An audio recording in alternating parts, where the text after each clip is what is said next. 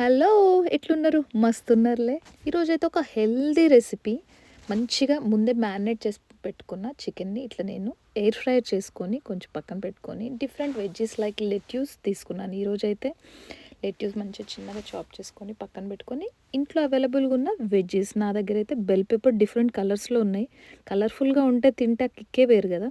Cabbage అలానే carrot ఇవైతే లైట్‌గా స్టీమ్ చేసుకొని అవి కూడా అన్నీ బౌల్‌లో సర్వ్ చేసుకోండి.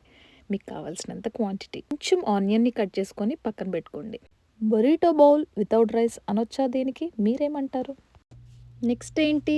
యెస్. ఒక మంచి హోమ్‌మేడ్ క్రీమ్ రెడీ చేసుకుందాం. నేనైతే ఈరోజు మంచిగా పనీర్, గార్లిక్, కొన్ని కొత్తిమీర తీసుకొని మంచిగా బ్లెండ్ చేసుకొని, ఆ క్రీమ్ వేసుకొని సర్వ్ చేశాను.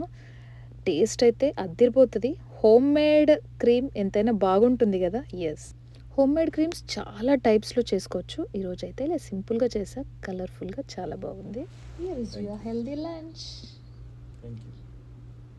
మీలో ఎంతమంది ఇలా హెల్తీగా తినడానికి ఇష్టపడతారో కామెంట్ చేయండి. Thank you for watching.